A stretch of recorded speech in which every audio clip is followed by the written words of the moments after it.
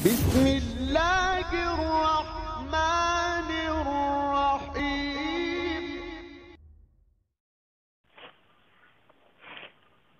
نحمده ونصلی علی رسولہ الکریم۔ میرے واجب الاحترام سامعین حضرات، آج ہم مختصر دین نصاب کا چوتھا سبق پڑھیں گے۔ گزشتہ سبق میں نماز کے اذکار کے سلسلے میں ہم نے پڑھا تھا وَبِحَمْدِكَ، اور تیری تعریف بیان کرتے ہیں، وَبِحَمْدِكَ، اور تیری تعریف بیان کرتے ہیں۔ آج اس سے اگلے الفاظ ہیں وَتَبَارَكَ اسْمُكَ، جس کا ترجمہ یہ ہے اور تیرا نام بہت برکت والا ہے۔ وَتَبَارَكَ اسْمُكَ، اور تیرا نام بہت برکت والا ہے۔ وضو کے فرائض۔ گزشتہ سبق میں ہم نے وضو کا تیسرا فرض پڑھا تھا، چوتھائی سر کا مسح کرنا۔ سر کے چوتھے حصے کا مسح کرنا وضو میں فرض ہے۔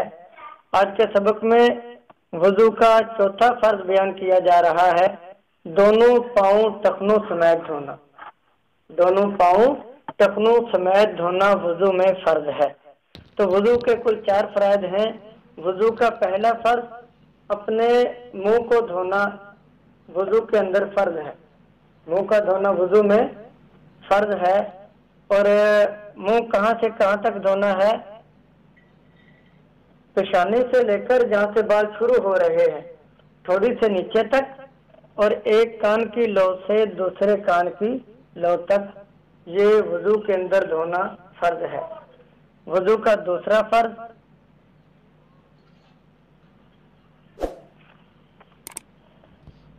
دونوں ہاتھوں کو کوہنیوں سمیت دھونا۔ دونوں ہاتھوں کو کوہنیوں سمیت دھونا منہ دھونے کے بعد، یہ بھی وضو کے فرائض میں ایک فرض ہے۔ وضو کا تیسرا فرض چوتھائی سر کا مسح کرنا، اور وضو کا چوتھا فرض دونوں پاؤں ٹخنوں سمیت دھونا۔ تو وضو کے چاروں فرائض سمجھ آ گئے۔ اب وضو کرتے ہوئے ان میں سے کوئی جگہ خشک رہ گئی، منہ دھوتے ہوئے تھوڑی سے نیچے کی جگہ خشک رہ گئی، یا بازو کی کوئی جگہ خشک رہ گئی، یا پاؤں کی کوئی جگہ خشک رہ گئی وضو کرتے ہوئے، تو وضو مکمل نہیں ہوگا، کیونکہ ان چاروں اعضاء کا دھونا وضو میں فرض ہے۔ بات سمجھ آ رہی ہے؟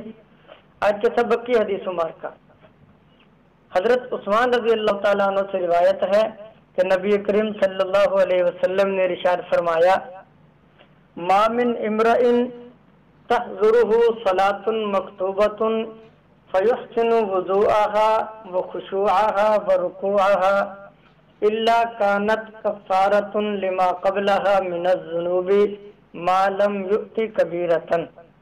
فرمایا کہ جو مرد مسلم کہ اس کے پاس فرض نماز کا وقت ہو جائے، کوئی بھی مسلمان ہو، مرد ہو یا عورت ہو، اس کے پاس فرض نماز کا وقت ہو جائے، وہ اچھی طرح وضو کرے، عاجزی سے نماز پڑھے اور رکوع کرے، تو وہ نماز اس کے پہلے گناہوں کا کفارہ بن جاتی ہے جب تک وہ کبیرہ گناہوں کا ارتکاب نہ کرے۔